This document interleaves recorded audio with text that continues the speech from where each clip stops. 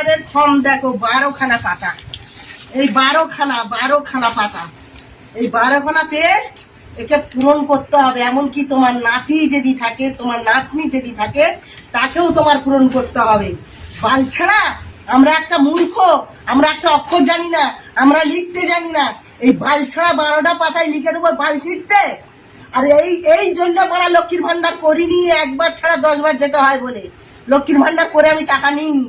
আর এই 12টা পেস্ট, এই 12টা পেস্ট সই করতে হবে, 12টা পেস্ট ফিল আপ করতে হবে, 12টা পাতা।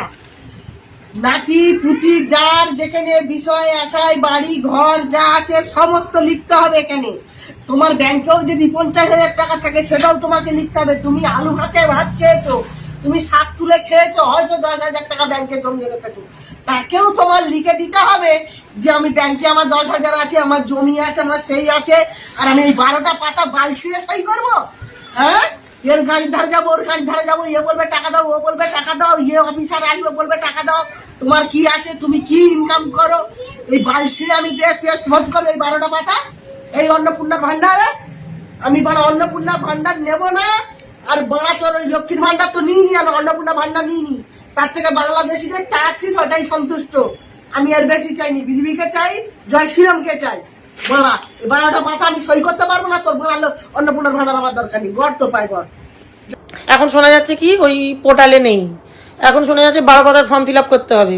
গোষ্ঠী ষষ্ঠী পুজো হেন তেন, বাড়িতে কি চাকরি করে, বর কি করে, এই কি করে, শ্বশুর কি করে, হ্যাঁ মানে বাড়িতে ভাসুর কি করে, দেওর কি করে, কার কটা বাচ্চা, হেন তেন সমস্ত কিছু লিখতে হবে। এখন তো ভাই মাথায় হাত, এগুলো করার জন্য ভাই একটু সময় দরকার, সময় দিতে হবে। এখন ভট করে বলছে কি এখন এই কদিনের মধ্যে যারা করতে পারবে তারা টাকা পাবে, যারা করতে পারবে না তারা টাকা পাবে না। আবার যদি ফর্ম গ্র্যান্টেড হয়, এটাও একটা ব্যাপার। ওই হয় না সেই ছোটবেলায় সেই প্রেমের মতন, ওই ঘটনাটা কি ছিল, ওই মানে মা বাবাকে না জানিয়ে প্রেম করার মতন। তারপর মা বাবা জেনে গেছে, তারপর সেই প্রেম বাতিল হয়ে গেছে। তারপরে বাবা কি করলো, বাবা আমাকে আশ্বাস দিল যে ঠিক আছে তুমি এসব করো না, আমি তোমাকে ভালো ছেলে দেখে বিয়ে দেবো। তারপরে যখন কি হলো, চোখ মুখ নাক ফাঁক সার্জারি করালাম, তারপরে বাবা মা বিয়ে দিতে গেল, তখন দেখছে যে নাক ফাঁক সার্জারি করা আছে বলে বিয়ে হলো না। ঠিক এই ঘটনাটাও সেরকম। আগে বলেছিল যে লক্ষ্মীর ভান্ডার যারা পায় তারা ডাইরেক্ট অন্নপূর্ণার ভান্ডার পেয়ে যাবে, তাদের কিছুই করতে হবে না। তারপরে বললো ডিবিডি লিঙ্ক করতে হবে। তো যাই হোক, গুঁতো গাতা খেয়ে চারিদিকে যাওয়া হয়ে এই ভিডিও দেখে ওই ভিডিও দেখে লিঙ্ক করাটা মানে করলাম। তো করার পরে এখন আবার বলছে কি এগুলো পোর্টালেই নেই, এখন এতে নেই, তাতে নেই, ওতে নেই। এখন কোথা থেকে যে কিভাবে কি হবে ওপরবেলাই জানে।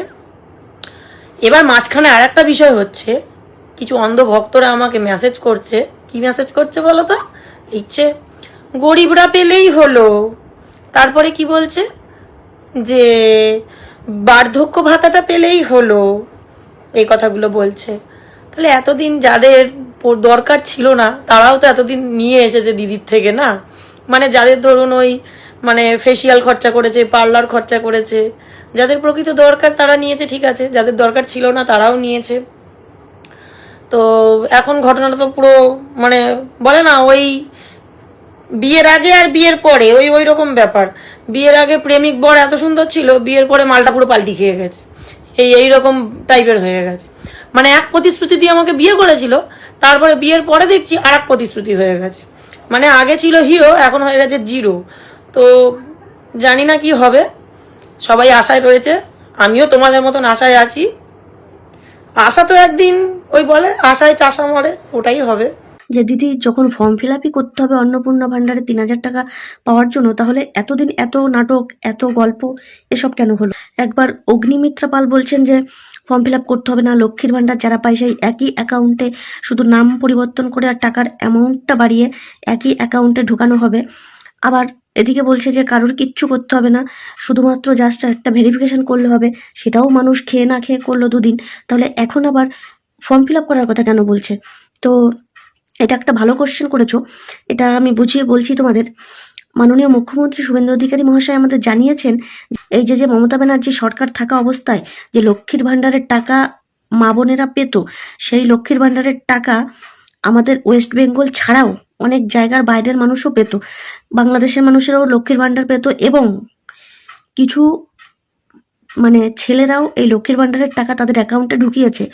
তো নামগুলো আমি আর এখানে বললাম না। তো মমতা ব্যানার্জির সরকার থাকা অবস্থায় এমন মানে কোনো কিছু অসম্ভব কিছু নেই, যার কারণে এত দুর্নীতি এই লক্ষ্মীর ভাণ্ডার প্রকল্পেও ছিল, যে যেখানে শুধুমাত্র ওই ট্রান্সফার করলে মানুষ মানে ট্রান্সফার করলে বোঝা যাচ্ছিল না যে কোনটা আসল, কোনটা নকল, কোনটা দুর্নীতি, কোনটা ভাওতা, কোনটা মৃত, কোনটা বাইরের দেশের, মানে এগুলো এত ধরা যাচ্ছিল না। না হলে এই ফর্ম ফিল আপ হতো না। এরকমটাই ধাপে ধাপে এগোচ্ছিল আমাদের নতুন সরকার, যে ফর্ম ফিল আপ না করে কি করে পুরনো অ্যাকাউন্টেই অন্নপূর্ণা ভান্ডারের টাকাটা ট্রান্সফার করা যায় সেই পথে এগোচ্ছিল। কিন্তু লাস্ট ফিনিশিংয়ে এসে সেটা আর পারেনি, শুধুমাত্র এই একই কারণ যে যদি ওই পুরনো অ্যাকাউন্ট হিসাবে লক্ষ্মীর ভান্ডার পায় যারা, তাদের অ্যাকাউন্টে যদি ট্রান্সফার করতে হয়, তাহলে এখানেও বহুত মানে দুর্নীতিযুক্ত মানুষ তারাও টাকা পেয়ে যাবে, যারা আদৌ আমাদের পশ্চিমবঙ্গের বাসিন্দা না, স্থায়ী বাসিন্দা না, তারাও এই প্রকল্পের টাকাটা পেয়ে যাবে, তারাও এই প্রকল্পের সুবিধা পাবে। তো আমাদের মুখ্যমন্ত্রী কোনোভাবেই এটা হতে দেবেন না যে যারা আমাদের পশ্চিমবঙ্গের স্থায়ী বাসিন্দা না, তারা আমাদের সরকারের টাকা এইভাবে লুটে খাক, সেটা তিনি কখনোই হতে দেবেন না। তাই পুরো প্রোগ্রামটাকে ক্যান্সেল করে নতুন করে ফর্ম ফিল আপ করতে বলেছেন। এবং এই অন্নপূর্ণা ভান্ডারের ফর্ম কিন্তু 1 পাতা 2 পাতা 3 পাতা নয়, টোটাল 12 পাতার একটা ফর্ম, যেটায় মানে ধাপে ধাপে A to Z কিচ্ছু বাদ নেই, সবটাই পূরণ করতে হবে। যাই হোক, 12 পাতায় মানে বুঝতে পারছো কি কি থাকবে সেখানে। তো ওই 12 পাতার ফর্মটা ফিল আপ করতে করতে বহু মানুষ ওখানেই স্টপ হয়ে যাবে। কিছু যারা স্থায়ী বাসিন্দা তারা ওই 12 পাতা সম্পূর্ণটাই ফিল আপ করতে পারবে এবং তারা টাকাও পাবে। তাই আপনারা কেউ কিন্তু আবার রাগটাগ করবেন না, ঠিক আছে? মাননীয় মুখ্যমন্ত্রী শুভেন্দু অধিকারী মহাশয় চাইছিল সত্যি শর্টকাটে জিনিসটা করার, বাট এখানে এত দুর্নীতি হয়েছে যে কিচ্ছু করার ছিল না মুখ্যমন্ত্রীর কাছে। তার জন্য এই ফর্ম ফিল আপের জন্য আবার নতুন করে এই প্রকল্পের টাকা পেতে গেলে আবার সবাইকে ফর্ম ফিল আপ করতেই হবে, ঠিক আছে? তো আপনারা ভাবতে পারবেন না যে কোথাকার মানুষ এই লক্ষ্মীর ভান্ডার প্রকল্পের টাকার সুবিধা নিয়েছে বা টাকা নিয়েছে। ছেলেরা পর্যন্ত এই লক্ষ্মীর ভান্ডারের টাকা পেয়েছে, হ্যাঁ পর্যন্ত, ঠিক আছে? মানে এটা লক্ষ্মীর ভান্ডার ছিল নাকি নারায়ণ ভান্ডার ছিল সেটাই এখন মানে বোঝা যাচ্ছে না। তো যাই হোক, এত দুর্নীতি কোনোভাবেই সম্ভব ছিল না ফর্ম ফিল আপ এড়ানোর, তাই নতুন করে ফর্ম ফিল আপটা করতে হলো, ঠিক আছে?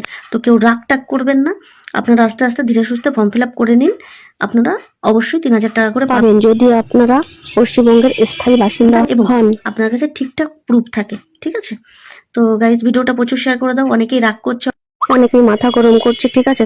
তো আপনাদের কাছে 90 দিন টাইম আছে, এর মধ্যে আপনারা আস্তে আস্তে ফর্ম ফিল আপ গুলো করে নেবেন, ঠিক আছে? আর এই ভিডিওটা প্রচুর শেয়ার করে দিন যাতে সবাই জানতে পারে। টাটা।